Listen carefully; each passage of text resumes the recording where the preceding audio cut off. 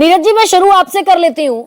ये जो 22 साल पहले इंटेंसिव रिवीजन हुआ, इसमें लगे 2 साल, तो ये ऑल ऑफ सडन बिहार से कैसे याद आ गई कि इंटेंसिव रिवीजन की जरूरत है और absolute new electoral voter roll की तरफ बढ़ना है, इलेक्टोरल रोल की तरफ बढ़ना है? एक लाइन में बता देता हूं कि जरूरत क्यों है। हाँ, बताइए। प्रतिनिधित्व नियम 1950 की धारा 21 और 22 के तहत इसे अनिवार्य किया गया है कि समय समय पर इसका शुद्धिकरण पुनरीक्षण अनिवार्य है। आवश्यक नहीं बताया गया है, अनिवार्य बताया गया है। ये चुनाव आयोग का काम है और चुनाव आयोग यह काम 2 महीना में करता है कि 2 वर्ष में करता है। मुझे लगता है कि पॉलिटिकल पार्टियों का विषय होना ही नहीं चाहिए। दरअसल उनको ये चुनाव आयोग का काम है ना, क्यों इनको ये भय सता रहा है कि कर पाएगा, नहीं कर पाएगा तो चुनाव का ये फेलियर होगा, कर पाएगा तो चुनाव का सक्सेस होगा। हम पॉलिटिकल पार्टी के लोग इसमें क्यों अपना माथा खपाएं? दरअसल इनको भय लग रहा है कि ये लोग फर्जी वोटरों के सहारे चुनाव जीतने वाले ये लोग हैं और इन्हें लग रहा है कि अगर सही मायने में वोट का शुद्धिकरण हो गया, पुनरीक्षण हो गया, फर्जी वोटर हट गए, तो इनकी राजनीतिक नींव हिल जाएगी, चाहे बिहार में। मतलब बिहार में आप ये कह रहे हैं नीरज जी कि बिहार में फर्जी वोट एग्जिस्ट करता है, जैसा जीतन राम मांझी भी कह रहे हैं। विपक्ष इसी बात से परेशान है कि वो फर्जी वोटर हट गए तो चुनाव कैसे जीतेंगे। निश्चित रूप से रोहिंग्या बांग्लादेशी घुसपैठिए बिहार में घुसे हैं, जिनको इन्होंने फर्जी तरीके से वोटर बना रखा है और उन्होंने पूरे बिहार की डेमोग्राफी को इन्होंने खराब कर दिया है। तो उसी वोटर रोल के हिसाब से तो लोकसभा के चुनाव हुए। इस हिसाब से तो फर्जी वोटर ने लोकसभा चुनाव में वोट डाला तो लोकसभा चुनाव भी इनवैलिड हो गए, फिर जिसमें 30 सीटें जीती एनडीए ने। मैडम, ये चुनाव आयोग का काम है, इनवैलिड कैसे लोकसभा चुनाव हो जाएगा? चुनाव आयोग समय, और पहली बार देश में हो रहा है ऐसा नहीं है।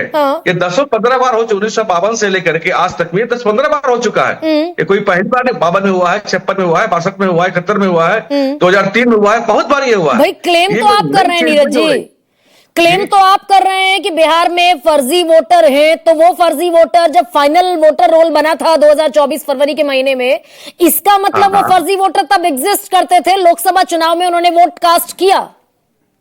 हो सकता है कुछ किए होंगे, नहीं किए होंगे, चुनाव आयोग का विषय है, ये मेरा विषय नहीं। अगर चुनाव आयोग उसको ठीक करना, और ये लोग तो उस समय भी चुनाव का आरोप लगाते थे ना, यही लोग थे जो उस टाइम भी चुनाव आयोग का आरोप लगाते थे। तो चुनाव आयोग अगर कुछ गलतियों को ठीक कर रहा है तो इन्हें इसका स्वागत करना चाहिए। ये विरोध क्यों कर रहे हैं?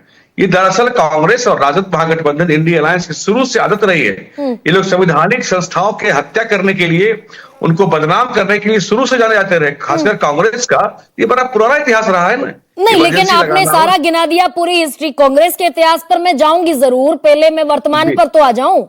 भाई आपने कहा 2003 में भी हुआ, 71 में भी हुआ, 65 में भी हुआ, लेकिन जब 2003 में आखिरी बार हुआ 22 साल पहले, तो 2 साल लगे इस, और नाम भी वैसा ही है, गहन क्या नाम है, मैं तो नाम भी भूल गई। इसका बड़ा स्पष्ट उत्तर दे देते हैं। स्पेशल इंटेंसिव रिवीजन कैसे हो जाएगा 2 महीने में?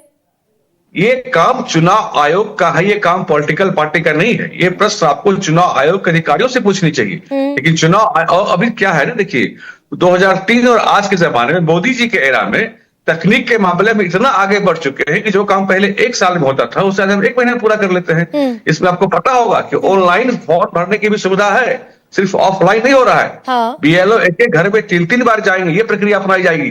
तो महाराष्ट्र में वोटर रोल मांग रहा है विपक्ष, कब से मांग रहा है? नवंबर के महीने से कि मशीन रीडेबल वोटर लिस्ट दे दीजिए, आज तक नहीं दे पाया चुनाव आयोग।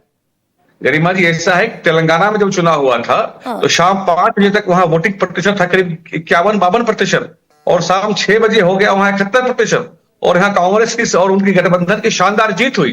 उस समय उनको चुनाव आयोग वोटर लिस्ट वहां अच्छा लगता है, लेकिन जहां बीजेपी जीतती है वहां इनको वोटर लिस्ट, चुनाव आयोग नहीं, तो चुनाव आयोग क्लैरिटी से, ट्रांसपेरेंसी से आंकड़ा रख क्यों नहीं देता भाई?